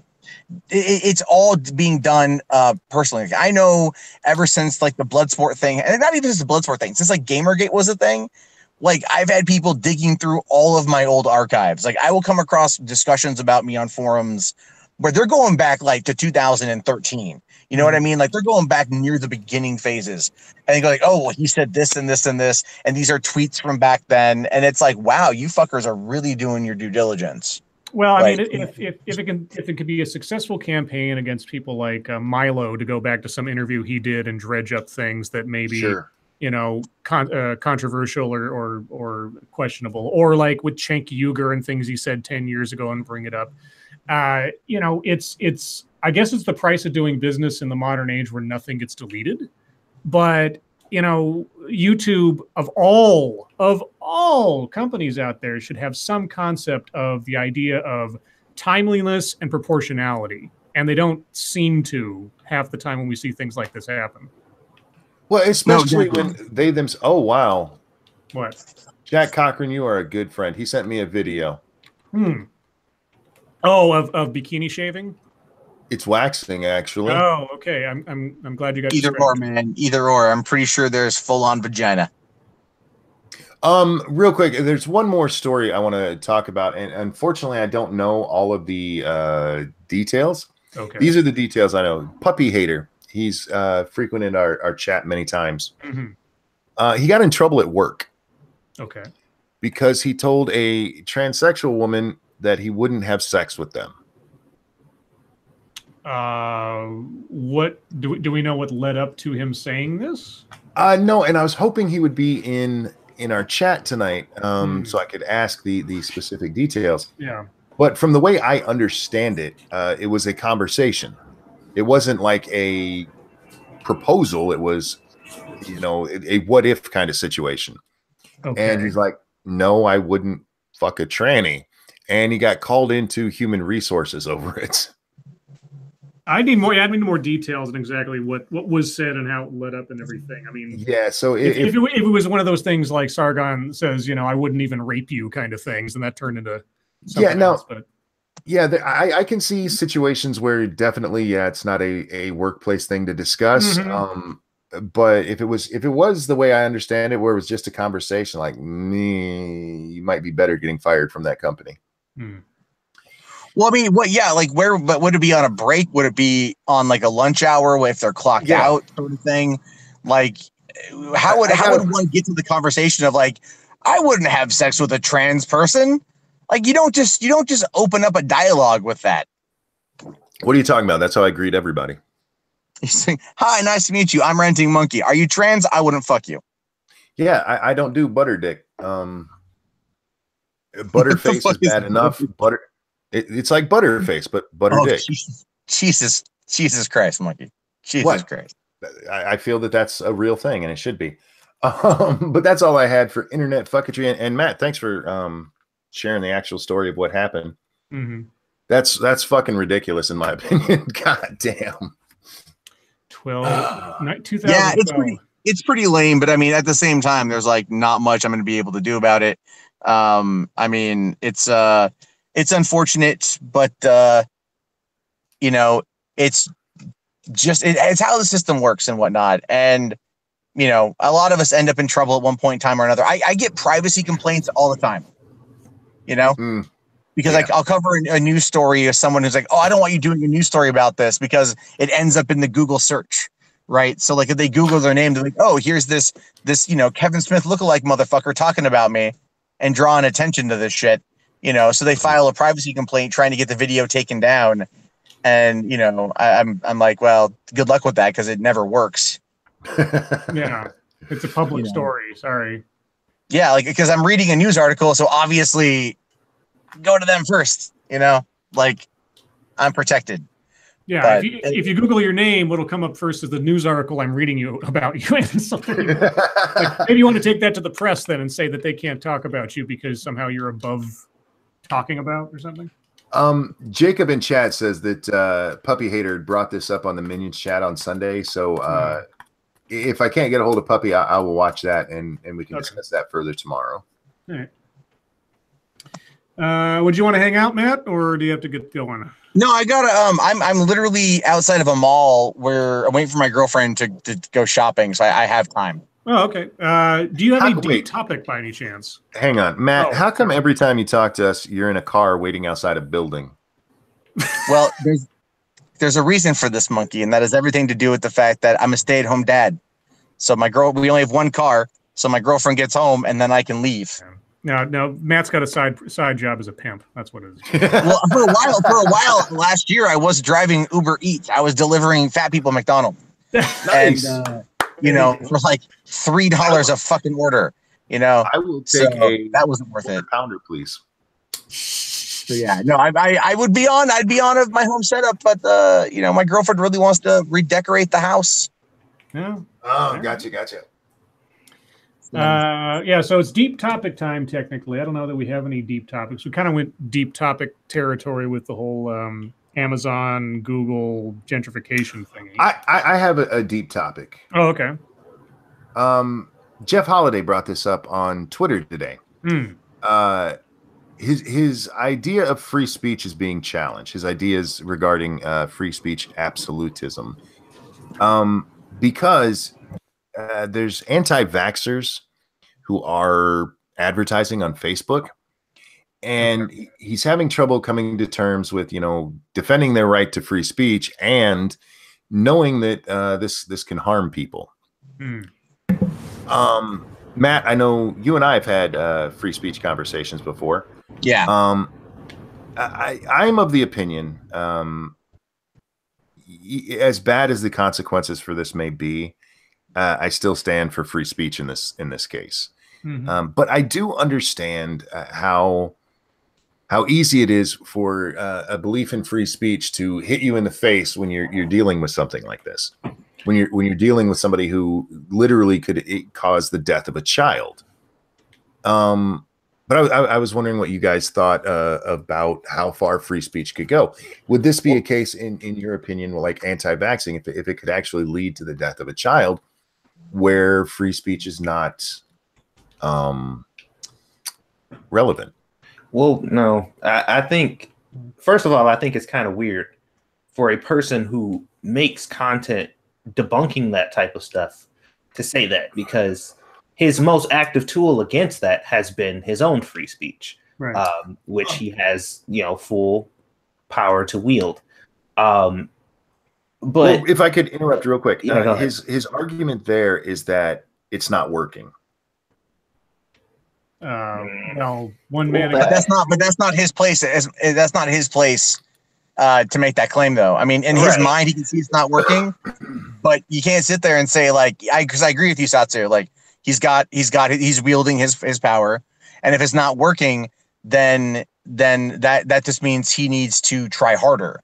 That's kind of where we run into this problem. Same thing with, like, let's say Amos Yee. How do you defend someone's right to have their opinion and to espouse it when it's such an abhorrent opinion? You have to battle logic versus reason versus emotion, really. And that is a really, really tough line to walk. I'm with Monkey on this one. Like, if the vaxxers out there, or the anti-vaxxers out there are saying, do this will cause this or cure this or whatever, that's their opinion, and it's up to the person who takes that opinion to share in the responsibility of it. Like we move away so far from personal responsibility in many cases. Yeah, I've said it many times. If a good argument made once was all that was necessary to do away with bad ideas, religion would have died out thousands of years ago. There are ads on the radio today for herbal supplements that are probably bullshit, but people buy them. snake oil is never going to not be sold. And all you can do, and I mean, Jeff it's like it's not working. So when your message doesn't work, the solution is to completely shut off the opposition's ability to say what they want to say. No, come on. That's all I hear from that is their argument is better than mine. That's what I'm hearing. Well, I do want to be clear here. Jeff is saying that this is a dilemma for him. He's not sure how to reconcile this in his head. Yeah, I get that. And I get that. I do. I really fucking do. Keep doing what he's doing. That's all. That's all you can do. I mean, Yeah. It's the same thing with what we do. Okay, no matter how many videos I make about diversity training in corporations, or Monkey does on feminism, or whatever, bad ideas aren't going anywhere if you stop opposing at least what you think of as bad ideas. Then the bad ideas will just continue to promulgate without any opposition. That's all you can do. That's all any of us can do about anything that's bigger than us, like religion or ideologies or superstitions or conspiracy theories, is just try to inject skepticism and or some opposing opinions to it, and that's it. Yeah. And go ahead, Satsu. I'm sorry. Yeah, if you feel that strongly about it, then step your game up. Keep doing what you're doing, and try to find more and innovative ways to defeat their arguments. Because I mean, obviously you're only one person, and your platform is only so big. You only can do so much. But you got to keep doing what you can, because they're not going to the people who are doing it aren't going to forfeit their free speech to make you feel better about it. And I can see how disheartening it can be, because I'm not a parent, but I can imagine Jeff Holiday, who is, and maybe Monkey and Matt, when you think about the safety of your child, and if anti-vaxxers aren't inoculating their children, that could become a danger for you and your family and your children. And of course, it just seems antithetical to taking care of your child in the modern day. But yeah, so it can seem disheartening if it seems like what you're doing isn't putting a dent into that belief. But all you can do is just never, never, never, never give up. Like Winston Churchill said, just never give up. Just keep doing it. I've had to never give up, never surrender, right? Yeah, that's right. That's right. Yeah, that's right, Buzz Lightyear. I've had to defend some horrible people, and not what they say, their ability to say it, and it doesn't feel good. This is the part of freedom that people don't talk about much. Freedom is not beautiful. It's rather ugly, actually. And when it comes to something like this, I understand the idea behind, look, these people shouldn't be allowed to say that. I understand the idea behind that, because what you're trying to do is stop something horrible. But Yes. The moment you start saying, well, we need to limit this because it can cause harm, you're opening the door to everything. And it's why we have things like the California law with where you can't misgender people. Why? Because that can hurt them. Well, how does it hurt them? Well, it hurts their feelings. And that's literally where we've gotten to, from the idea that speech should be regulated or tramped down in some way. It's always based on feeling. And you have to come at it logically. The moment you start abridging speech, you're opening the door for all speech to be abridged. Period. Oh yeah, and that's why I don't dismiss the conversation when it gets brought up, like the price of freedom. Like that's why I'm willing to have that conversation. Like, okay, we can have that discussion and talk about some of the issues and complications that this type of freedom can bring, and we can work with that and work around it and try to find ways to to coexist with this situation. But the price of not freedom is much higher. Yes. Thank you, Gregory. Higher, so. Thank you, Gregory Hurst. Correction. It was Never Give Up, Never Surrender was from Galaxy Quest. Oh, right. Either way, Tim Allen. Yeah. Tim Allen. I got. Yeah.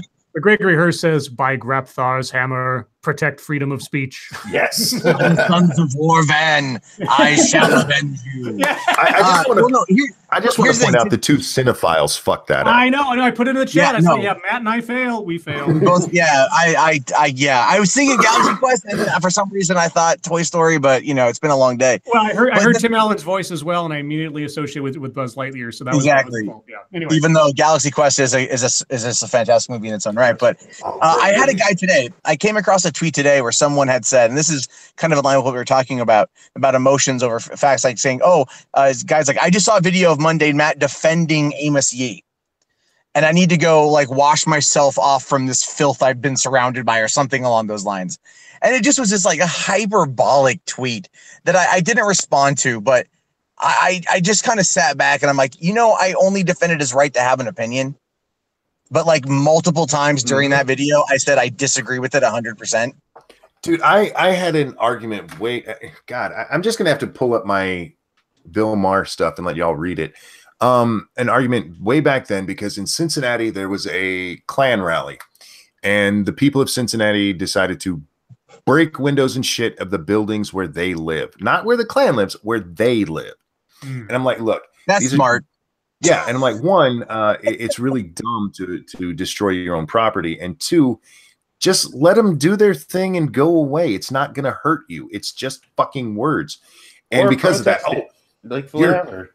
You're a fucking racist. No, I'm not a racist. I think that shit is abhorrent, but I also believe in my ability to argue with these fuckers and point out how fucking retarded they are. Yeah. You have to, if one thing that I wish more people would keep in mind is that defending someone's ability to speak does not equate to an endorsement of what they say. Yes. And the other thing too is that you want the bad ideas out in the open. You do not want them to be suppressed. You do not want them to go underground and start, turning acidic and being private and building energy out in the shadows somewhere. You want it out in the open. You want everyone to have the ability to say what they want to say, even if it's bad, and especially if it's bad, because that gives it an opportunity to be challenged and have everybody else see it for what it is in the light of day. That's what you want to have happen. Mm-hmm. Yeah, I just wish people like the laziness that's connected to some of the people who are here complaining about it, because what it kind of boils down to is they're like, these people are persistent and they're out here spreading this message, and I'm like, well, why aren't you just as persistent to debunk it? And they're like, well, I gotta go out and fucking, and I don't really want to do well, then shut the fuck up. Like, if you ain't willing to put forth the same effort they are to push forth their free speech, then you kind of don't have any place to complain, really. Mm-hmm. Plus, there's the old idea, we don't need freedom of speech for stuff everyone agrees on. Right. Freedom of speech is for the stuff that you're like, oh shit, what the fuck are you talking about? Yeah, it's where bad ideas go to die, and people who would otherwise live in a bubble can have that bubble broken. I think the opportunities there. You push these things underground. That's where you get conspiracies and little hate groups and everything else. Because if you disempower a demographic of people that believe a certain thing from even saying what they want to say, it doesn't go away. It festers and it gets worse, and it becomes and you victimize them on top of it. Exactly, yeah. and legitimately so. If you deprive them of their ability to speak, which is not good for anybody. But well, just look at the alt-right on YouTube. I mean, they had a little surge there, and then they just went away because they would go, "Oh, we're not racist," and then they would speak, and everybody's like, "You're fucking racist, dude," and everybody's like, "No, I'm good." Yep. So, I mean, yeah. Anything else to wrap that up? Because we're going to go into chat time here pretty quick. Yes, free speech needs to be preserved at all costs. That's all. Free speech. Matt? Kilroy 2019. Well,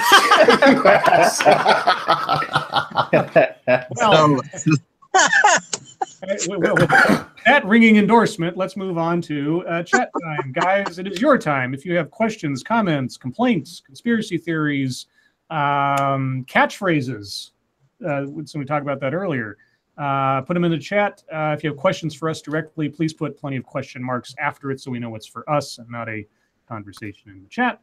and we'll do our best to get to as many of your comments as we can or see. Mr. Baker says, have you guys seen Cobra Kai? I saw the first 2 episodes. It was so good. I will try to see the other ones. I'm not going to get YouTube Red, so you can make your conclusion about that as you will. I will tell you the final episode pissed me off, but the series itself is excellent. I've only seen the first episode, but I really liked it. Yeah. Real quick, Froggy asks, can somebody tell me which stream Monkey killed a bat? Monkey did not kill a bat. That bat was alive when it left my house. It died during the stream, probably. You don't know that. Thank you, England DG. These funds are for the ball pit at Kilroy 2019. Well, when Kilroy 2019 puts up its Kickstarter or whatever, I will. That was my favorite thing about Kilroy was when I got there and I saw that they had the balls with that printed on it. Yeah, that was funny. Because that was my idea. It was a throwaway joke I made to Based Mama like months ago. That's funny. And I and then I get there and it's right there printed on the ball, and I'm all like, yes, they leaned into the meme. Della Hayes asks, what's the most annoying song you can think of? Anything by Garth Brooks. I like Thunder rolls down. Anything country. I can't do country or Oh, I know what it is for Monkey. One night in Bangkok makes the heart. I like that song though. That's annoying in a different way. Wait, hold on. I know what will trigger you guys. Uh-oh. It's Friday. I love Friday. Right? Okay. Oh, good. Wait, hold on. Do you love it? Do you love it ironically or unironically? Ironically, of course. It is so bad. It's great. My God, if that song comes on, I am right there singing along with it. I don't even care. The video for that song is awesome when they're in the back of the car and they got the obvious green screen in the back, and there's the chick trying to dance along, and it's like she's afraid to do it. Yeah. It's so great. She has that small confused but I'm being paid to be here look. Saint Fugi says next movies you should have watched. Well, Monkey, are you up for Sunday and Knight's Tale? I should be. A Knight's Tale on this coming Sunday, 3:00, my channel. Okay. I have a movie you guys should do that on, by the way. What's that? It's called In Search Of. Oh, the old Leonard Nimoy show? No. It's not a show. It's a story about a guy trying to find love on the internet, and he answers a riddle from an online personal ad, and it takes him out to a clue, to more clue and more clues, and he and his buddy come to realize that the girl they're trying to meet may in fact actually be dead.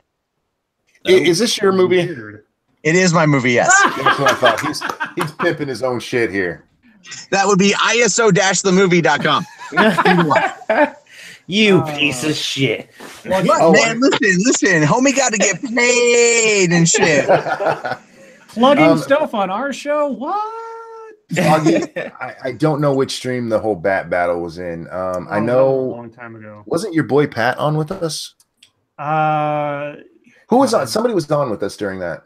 Yeah, you had a bat and you got out the broom and you broke its back and you threw it outside. Oh, it wasn't a broom. Jesus. It was a snow broom, snow clear, whatever it is. A long one too, like 4 foot long. My apologies. It was not a broom. It was another wood-handled utensil. I just have to ask the question, Monkey. Was the bat black? It was. No, actually, it was brown. It was a little brown bat. Okay. So he was flying around. Okay, look, he was flying around my house and purposefully trying to dive bomb me. So my granddaughter had a little baby carrier for her babies sitting on the floor. She wasn't here, but it was sitting on the floor next to me. And I picked it up and I waited, and he came flying at me, and I smacked his ass right in the face with it. And you can hear that on the stream, actually. But he was alive when he left my house, guys. I'm just John Pierre asked me if I got the tweet that he said. So remember, viewers, PETA.org is where you're going to want to send that clip to. Hey, it was a monkey attacking a bat. I think it's the laws of the jungle at that point. What were you saying there, Satsu? John Pierre was asking me if I got the tweet that he sent me, and I did. I just have no idea what the fuck I was looking at. Let's see. Monkey kills retarded bats of color, says Jack Cochran. Oh, and everybody's going Bat Lives Matter hashtag. Yes. My hashtag is fuck bats. Fuck bats. Bat Lives Matter. My Bat lives Lives are Matter. sort of type. That's fucking fantastic, dude. That's great. Angry Introvert is not happy that we're going to do A Knight's Tale. He says that movie sucked ass from beginning to end. I only saw it once in the theater a long time ago. I remember. Awesome. I remember That's a false statement that movie sucks. That movie is great. Yeah, I don't remember hating it. Like I said, I picked up a copy for cheap because I remember Monkey said he loved that movie, so I figured at some point we'd do it. So I'm going to watch it this weekend, and I'll tell you what I think about it when we get there. You need to get Iron Eagle so we can do that one too. Oh, Chappie! Maybe do they have? I bet they have like a pack of all four or something somewhere. They probably do. You know what? I think I saw it in Walmart the other day because I bought it on Amazon. Everything at Walmart, and I never go to Walmart. Well, in my town, you either go to Walmart or you starve unless you plant your own vegetables. But if you do that, that's how you attract bats. It's true. Froggy Don wants to know, Monkey, do you have any idea whose channel it was on? I think it was back when we were still doing it just on yours. I could be mistaken. No. This was when we were in rotation at that time. Okay, all right. I don't know. For all I know, it was on SDA's channel. Yeah, Jack Cocker says, Iron Eagle as seen on Cobra Kai. Well, that'll probably be the first exposure most people have to that movie. I was so happy to see that was an inspirational moment for that character. Yes. He's like, Chappie! And then he's like, yeah, I gotta seize life by the balls. Yeah. That was great. Let's see. John Pierce says, the article is about placing gender pronouns in Warhammer 40K books. Oh, for what? Oh, okay. Because I was looking at it, and I'm like, usually if I scan through something and after like 10 seconds, I'm just like, I literally have not translated any of this. Then I'm like, all right, well. T-Dog Knight, thank you. Jason Gedrick lived in my dorm first year of college. Who's Jason Gedrick? Love your dog. Is that the guy who played the main character? Of what? Iron Eagle? Oh, I don't know. That's what we were talking about, so I'm assuming. Oh, I don't know the name of the actors, unless it's Louis Gossett Jr. Oh yeah, Jason. Yeah, it is Jason. Okay, Jason Gedrick. Okay, cool. Yeah, I only care about that movie because of Louis Gossett Jr. and he's a great actor who sadly disappeared from movies for so long. He was on Murder One, Boomtown, and Iron Eagle is what he's best known for. I think I was one of the only people that actually watched Murder One. It was a show that was ahead of its time because it was structured like a binge show. But it was episodic and network before there was binging. So like if you missed an episode, you had no clue what the fuck was going on. Scrappy says, what did I miss? Oh, so much. I like when people come in towards the end and go, what did I miss? Like, hey, Jesus Christ. All right, guys, let's play it back. John Pierce says, Scribe, will you and Monkey talk about Judge Dredd? No, I'll talk about Dredd. I won't talk about Judge Dredd. I don't want to watch that movie, but I'll talk about Dredd for days. I love that movie. We should do Colors. They're going to do they're in the process of making a Judge Dredd TV series, or basically like Mega City 1, and everybody's got their fingers crossed they can get Carl Urban to reprise his role because he was Judge Dredd. It was great. Real quick, Matt just sent me a message. He's not here anymore. His Google messed up, but he had to leave anyways. I'm guessing his girlfriend's done. So thanks for stopping by, Matt. Yeah, thanks, Matt. I hope everything works out with your channel. I hope they see reason and drop that strike earlier than 90 days, but I guess we'll find out. Scrappy says, I was here the whole time, fuckhead. Matt plugged his movie and my browser went to hell. There you go. I'm judging you, Scrappy. Jesus. You got called a fuckhead. I did. Oh, wow. Let's see. I'm okay with that.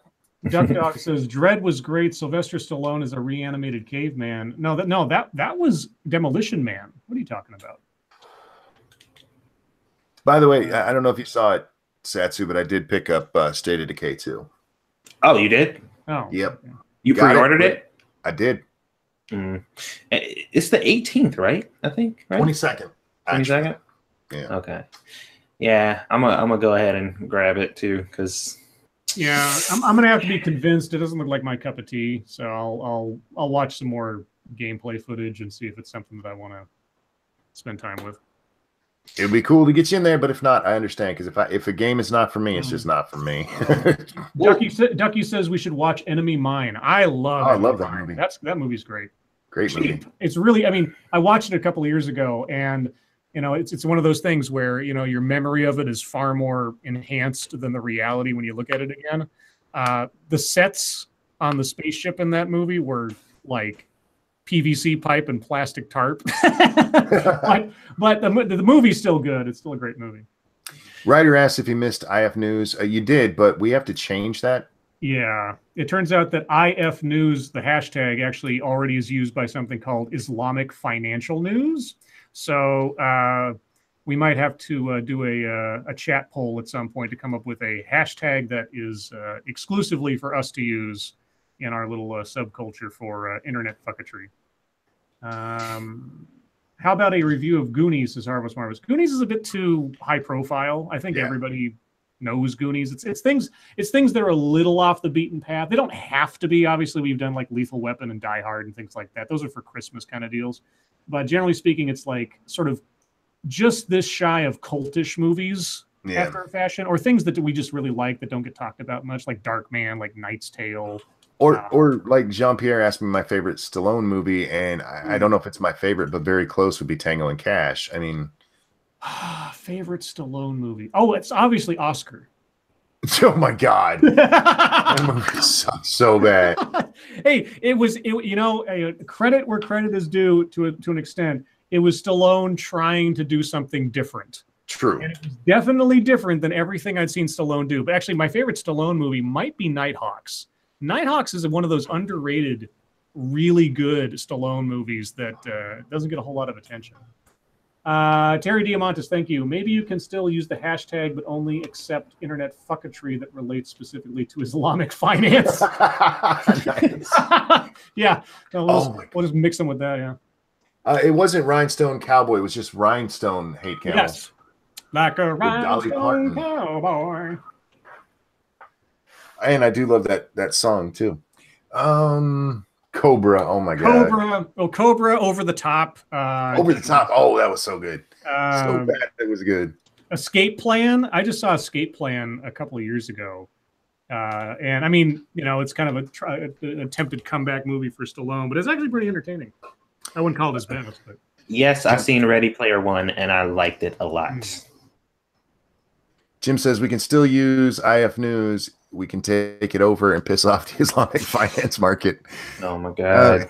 Pissing off Islamic people can have deadly consequences. Cliffhanger. Oh yeah, John Lithgow is the mustache twirling villain in a helicopter. Yeah, that movie did so well, and I never understood why. It's great. Two lines under cliffhanger. Lawyer Dog asked, "What was the one where he was a rock climber?" There you go, cliffhanger. What do you guys think of martial arts movies and TV shows? Iron Fist sucked. It depends. I mean, like, please understand, I'm talking about the movie here, guys. Bloodsport was an awesome movie, but it was so bad. Yeah, I mean, it's a fun movie to watch, but it's not a good movie. I love martial arts movies. I'm not super fan of like TV shows. I mean, most martial arts movies you go into, especially the old ones, you know that they're cheese. Like there's one, and I've only seen it one time. It was like in the back of a Blockbuster I went to as a kid. It was called Kung Fu Commandos, where Commandos is spelled with a K, and it was so weird and bad and badly dubbed that it was amazing. By the end of the movie, they are fighting ninjas based on the elements of the earth. So you got like earth ninjas popping out of the ground. You got fire ninjas, water ninjas, air. It's great. It's like a giant video game, and it's ridiculous, but I loved it. So basically, sorry. No, go ahead. Keep going. I was going to say, like actual martial arts movies, it depends. Like, I mean, Karate Kid is one of those that kind of does it right, at least as far as like being entertaining, but not being like a cheesy superhero flick. Would y'all be willing to do a karate movie you should have watched at Satsu's request? What's the movie? Chocolate. Never seen it. I've heard of it, but I believe it's still on Netflix. You should check it out. It's a good fucking movie. It's not like Water for Chocolate. That's a different movie. No. Okay. Jesse Green says Dark City is real good. Dark City is really good if you watch the director's cut. The director's cut is the only way to watch that movie, because the way that it was arranged for the theater, and then I saw it in the theater originally, it ruins the movie. They gave you the answer to the twist at the beginning of the fucking movie. I never understood that. But there's a cut. It's director's cut, and it's got this great commentary by Roger Ebert, because he loved that movie. And they do it the right way. That's the only way to watch it. Monkey, have you ever seen Dark City? I have not. Okay, well, at some point we'll do Dark City, and I'll make sure that you watch it for the first time, director's cut, so that it's fresh for you and not like ruined for me when I first saw it. Scrappy says, I thought Dark City was the sequel to Darkman, so I went to watch it. Well, you were wrong, but yeah, no, it was it was so good. I mean, it is before The Matrix. The Matrix took, and or at least the theory is The Matrix took a whole lot of the aesthetic and feeling of their movie from Dark City. I think Dark City is actually might be a better movie than The Matrix, although it's obviously much more close-ended. It doesn't set for sequels so much, so that might be why I didn't do anything else.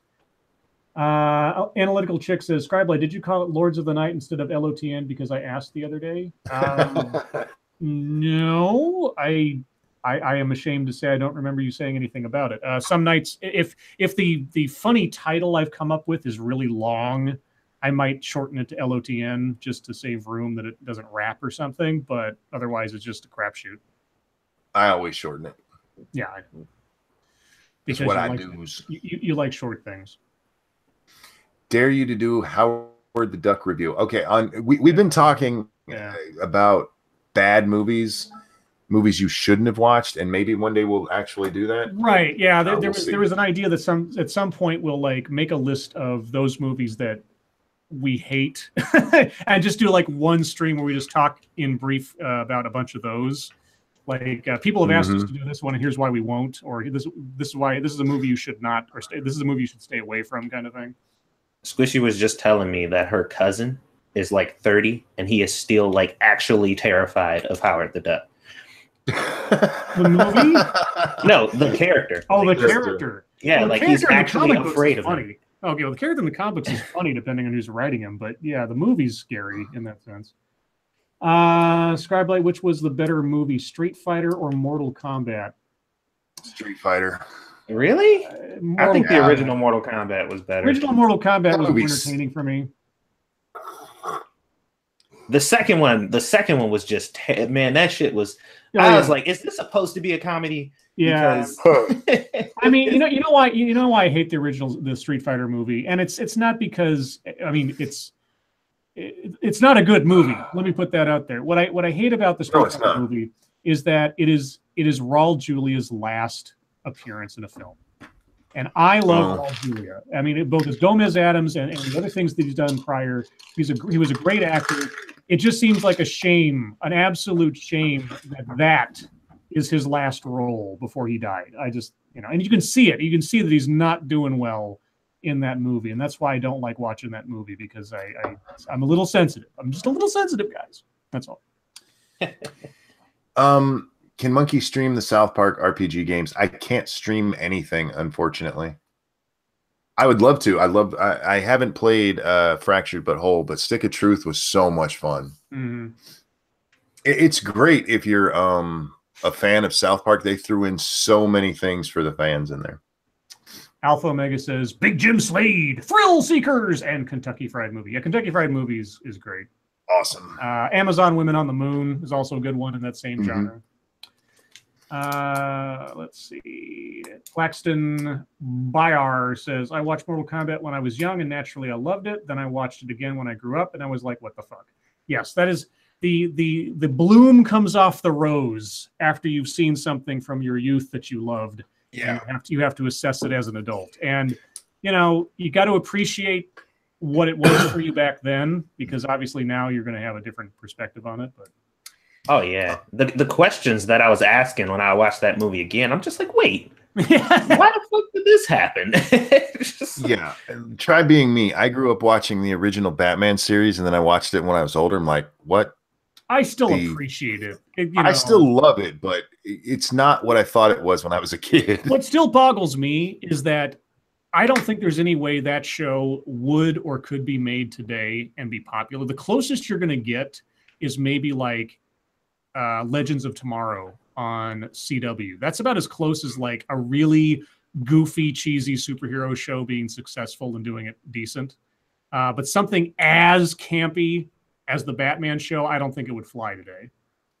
Real quick, analytical chick asked me why I can't stream. Did I get a strike? No. It's not that. It's my internet sucks. I can stream. I just can't stream anything with video. Mm-hmm. Ace Phoenix, who do you prefer, Jackie Chan or Jet Li? I've got Jackie Chan as sort of a sentimental place in my heart because of just like his personality and the outtakes to his movies where he's like trying to do his stunts over and over again and screwing them up, and just the comedy that he does.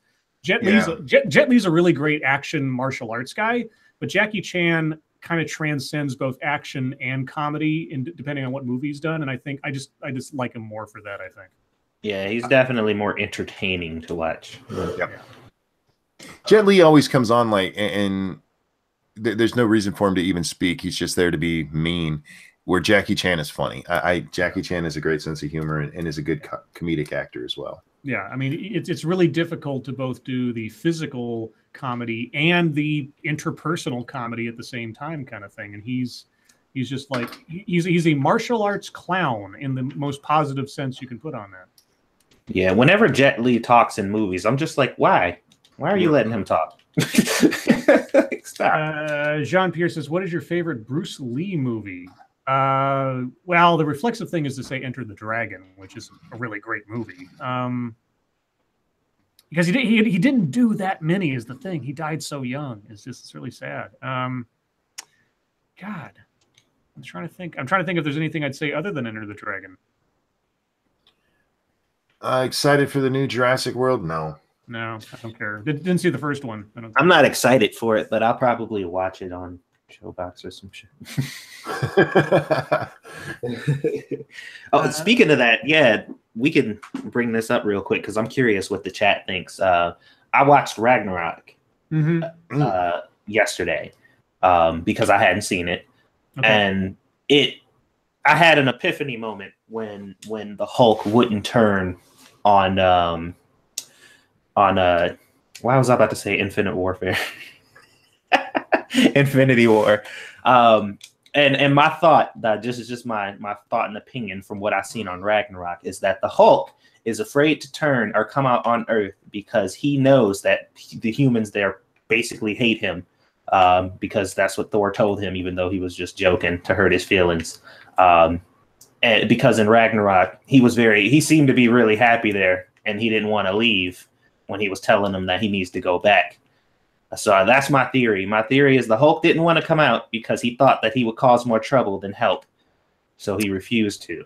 And my theory is that the Hulk refuses to come out because once Thanos summarily beat him in hand-to-hand combat, the Hulk's ego is so stricken and scared that he is not the strongest one there is, that he is afraid to actually come out because he doesn't think that he's worthy anymore, or something to that effect. Hasn't the Hulk got beaten before, though? Like, he's lost before, right? Not really in the cinematic universe, no. Yeah, I mean, like, he's gotten beaten up, like in the very first Incredible Hulk movie with Edward Norton. I mean, he got beat up by the Abomination, but he didn't get defeated by the Abomination. It was, yeah. I just realized I'm drinking from a McDonald's cup here, and it says, bring this to your favorite parks. Present this cup at one of these parks for your discount. And I can't imagine taking this 32-ounce cup to a fucking park for a little discount. Jean Pierce says, damn it, Scribe, no spoilers. We ended the moratorium on Infinity War spoilers like on what, Friday? Yeah. Last Friday. And we held off for like 2.5 weeks or whatever. So we gave plenty of warning. We're not going to go deep into it as we did the other night because we pretty much covered everything to this point. But sorry guys, that's there's a certain point at which it's just kind of like, if you haven't already seen the movie, announce them. Well, just in passing conversation, guys, we can't necessarily put a safety warning on everything. Sorry. Yeah. Also, and that really doesn't ruin much for you. It really doesn't. Telling you that, yeah. Yeah, this particular part. Also in Ragnarok, you got to see the Hulk be almost emotional. Like, he was really pouty and shit about like what was going on or whatever. And his feelings, like he really seemed to be hurt about the way that people think of him on Earth. Like, because he's like, I'm gonna go back, and he was like, no, I'm not going. They don't like me there. And when Thor said that to him, when he was like, you're right, they do hate you on Earth, and he got all pouty and fucking threw the thing down. Yeah. Thor was trying to apologize, and he's like, nope, get away from me. I just finally watched Ragnarok the other day, and I fucking loved that movie. Dude, that movie was hilarious. It was so funny. Yeah. They did a great job. I'm not a big fan of most of the Thor movies. I don't like the aesthetic. It's a little too gay for me. But this one was so funny. Well, they dived straight into the Jack Kirby aesthetic of art design and everything for that. And I mean, and I forget who said it, but somebody described it as not a reboot, but a redesign of the Thor franchise. Where you could see that. Yeah, and so it's like, I mean, the first Thor movie was okay. Dark World sucked, except for the Loki stuff. I mean, anytime Loki showed up, it was worthwhile. But this one really like revitalized the character, took him out of his element, and gave enough excuses to like give him a sense of humor, or give the story more of a sense of humor, not take themselves so seriously. Because like the first movie was directed by Kenneth Branagh, Shakespearean actor guy trying to do something that's almost a bit too dark and serious for a comic book necessarily. And of course, Thor has always been a little bit more epic in its strides than a lot of the other comic books. But given the rest of the Marvel universe, some concessions had to be made, and they did a great job with Ragnarok. Yeah, when he was hanging on that chain in the first 5 minutes, and he that was great. I mean, that just rode the edge of becoming a bit too much. Oh yeah, but it did it just right as far as I'm concerned.